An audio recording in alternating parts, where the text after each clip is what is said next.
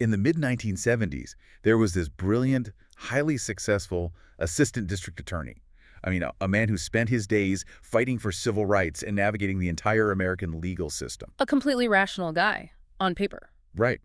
But then he willingly signed his entire life, his finances, and ultimately his family over to a man who, frankly, faked medical miracles using chicken parts. Yeah, it's incredibly hard to process. It is. And why?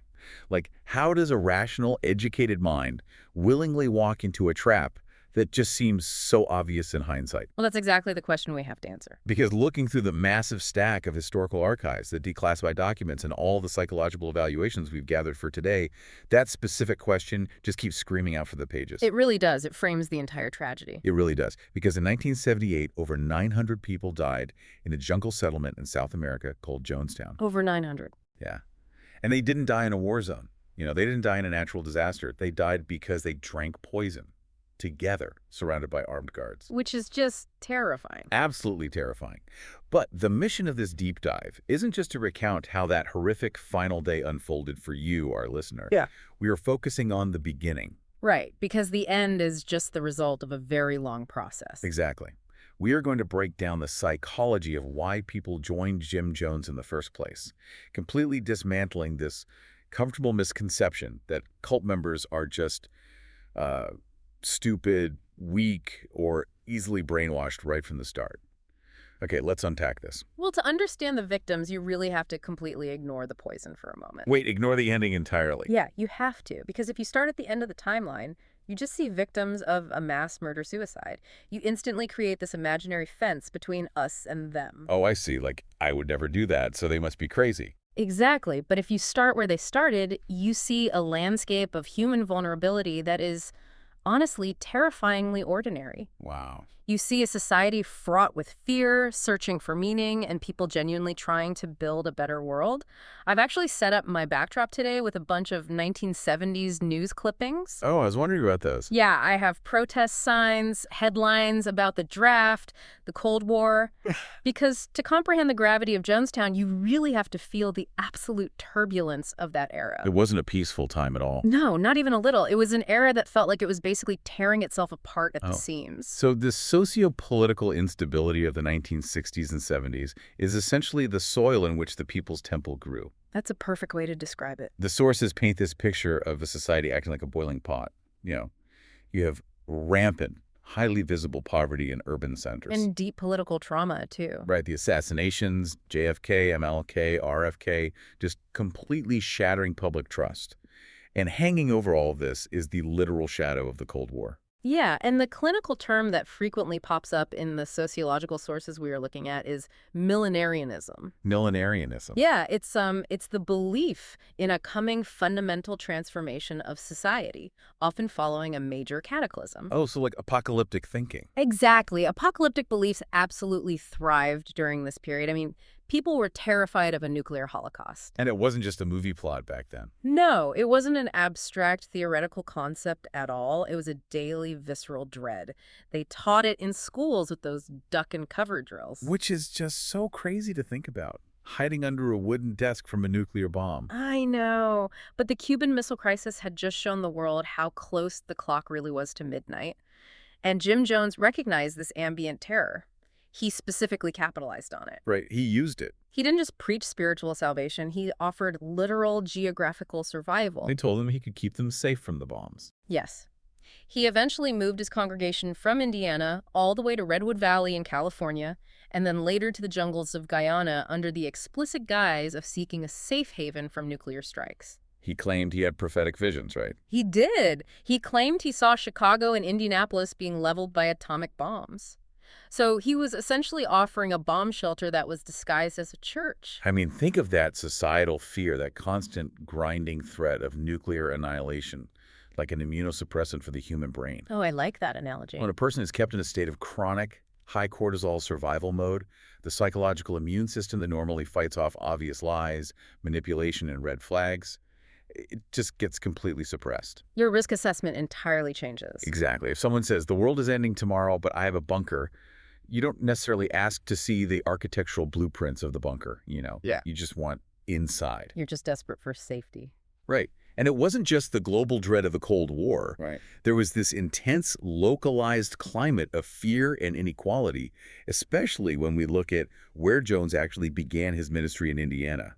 The racial tension there was just staggering. It was. The sources reveal this wild statistic about the 1950s and 60s in that region.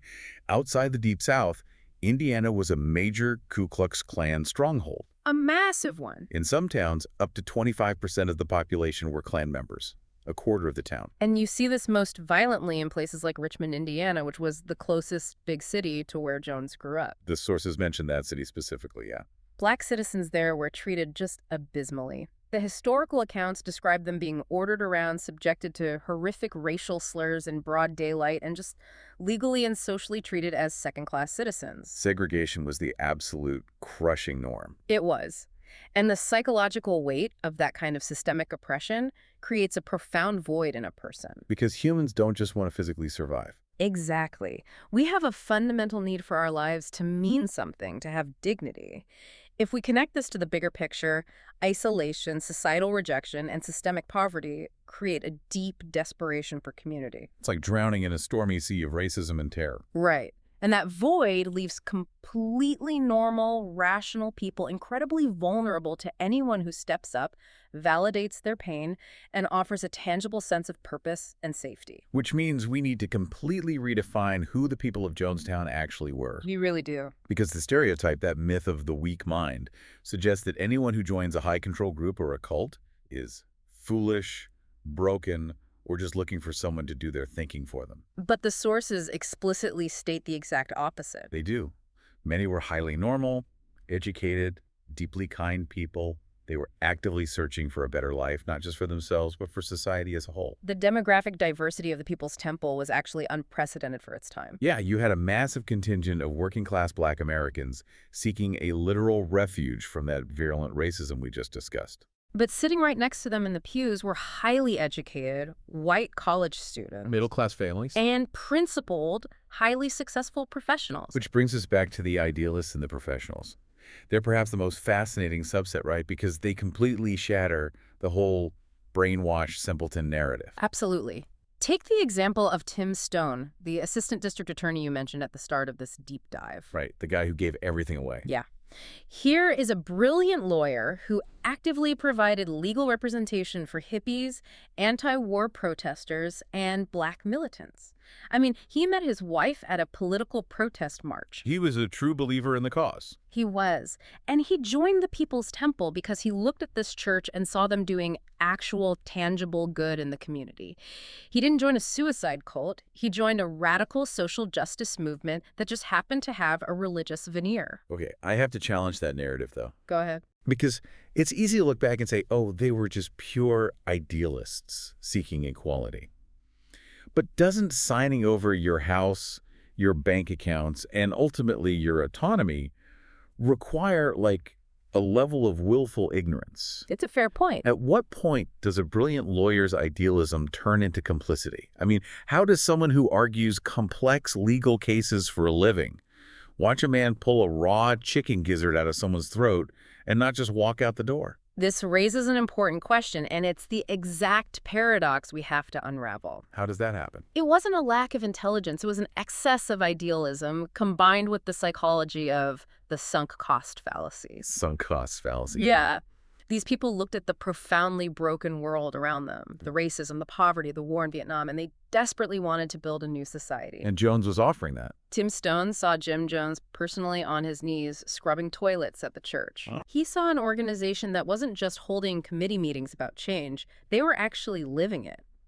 Jones provided a concrete blueprint for the world they all wanted to see. So they invest heavily into it. Exactly. When you invest your time, your money, and your core identity into a movement that you truly believe is saving the world, your psychological loyalty becomes incredibly rigid. Because to back out means admitting you were wrong. To admit that Jim Jones was a fraud would mean admitting that the utopia you sacrificed everything to build was a complete lie. And the human ego will go to extraordinary lengths to protect itself from that kind of devastating realization. And for those who weren't political idealists like Stone, there was what the sources describe as The soft entrance. Yes, the soft entrance is crucial. Take the story of Dr. Larry, a man whose life was objectively improved, stabilized, and given purpose by Jones's direct intervention. Or look at the countless drug addicts, the homeless individuals, people recovering from severe substance abuse. People who came to the church with absolutely nothing. Nothing at all.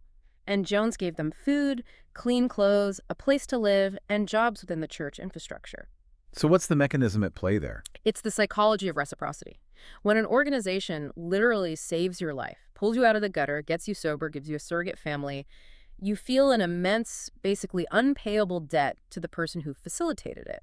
Your critical thinking is just overridden by gratitude. Completely.